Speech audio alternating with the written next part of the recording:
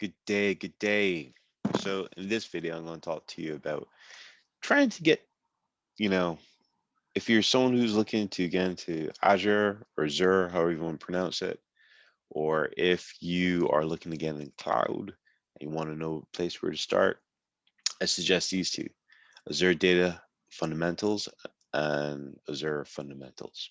So Azure Data Fundamentals is just basically what it is. It's the very beginning of storage, not storage, but like databases in Azure. The reason why it says storage just now is because, believe it or not, you can actually use storage accounts to have tables and then data lakes and all sorts. I didn't even know there's so much more to Azure storage than what you think it is. It shouldn't be called storage anyway. Storage account should be called something different. Maybe split it off. Who knows? But point being, if you want to know where to start with these two qualifications. So, what those qualifications are, well, probably let me show you. So, here's my certificate wall. That's where I got stuff from, but it's DP900. Okay, guess the internet's working. Yes, exam DP900 is the first certificate that I pointed to, and which is Azure Data Fundamentals. And then AZ900, let me just get that on the screen for you. AZ900 is where you want to be doing it.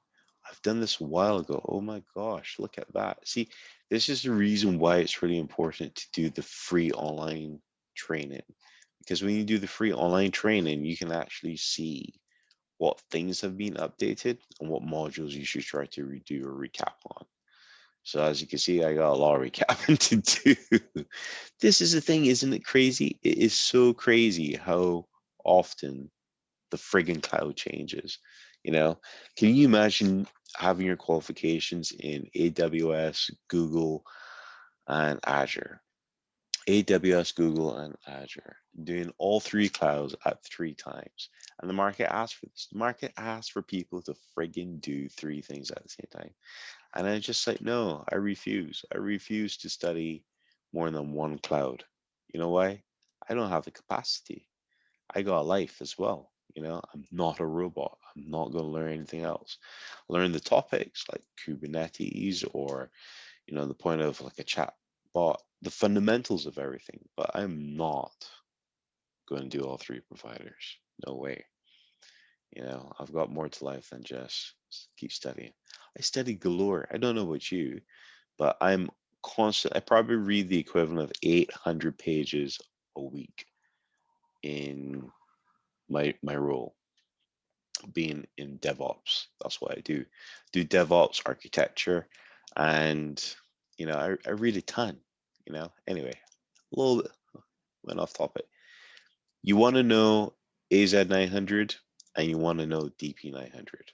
I wish someone had told me this information when I started in cloud, because if I did have this information, it would have saved me a lot of headache in the very early days. I guess, in the early days, these online training materials weren't free from Microsoft, but now that they are, just do it. Oh, that's new. That's new to high completed. That wasn't there before. Anyway, AZ900, and I'll copy and paste and put these links below for you in the description, and DP900. You want to do these two. Now, DP900, I alluded to in the very beginning, tells you a lot about databases, but it goes a little bit more. It talks to you about the tooling, which is like Azure Data Lakes, um, Data Factory, um, what data bricks are, a whole more other topics than just what data is. It should be telling you this again. The heading for this should be a little bit more descriptive to say Azure Data Fundamentals and all the toolings within Azure is really, really good. This is all I use to study for if you're looking to pass the exam. But more importantly, if you're looking to transition your career away from traditional on-premises into cloud, this is the best place for it. AZ900, um, you know, although it says Azure fundamentals, it should be about, this is like cloud fundamentals. If you already work with Google Cloud or AWS, you'd be able to pass this with a breeze. Um, Judging from what I've seen on the syllabus from those other two cloud topics. But because you've worked in cloud, you know the difference between high availability and fault tolerance. You understand basically how will you connect from your cloud environment back to on-premise. As simple as a direct connect or as a VPN. The principles more or less are the same.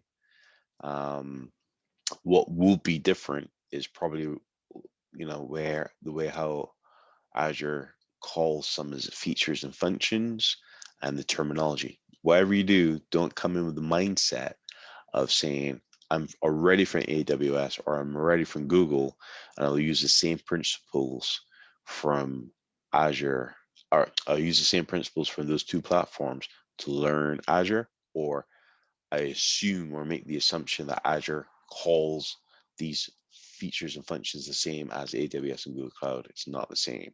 The amount of times I've been actually gone to site where you've, on a customer site to rectify problems from another engineer or another architect who doesn't know Azure or Azure quite well, and they apply the principles from AWS or Google Cloud to Azure.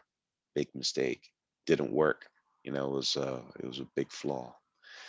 So yeah, if I could ask a really big favor, if you like what I'm sharing with you on a daily basis or regular basis, and you're finding my information is helping, please do me a favor, give me a like and a subscribe so I can grow my channel and I can help more people and make a difference, because these qualifications, man, they're not hard to gain, but it's good that when you got a buddy system. So if you want a buddy, give me a thumbs up, subscribe.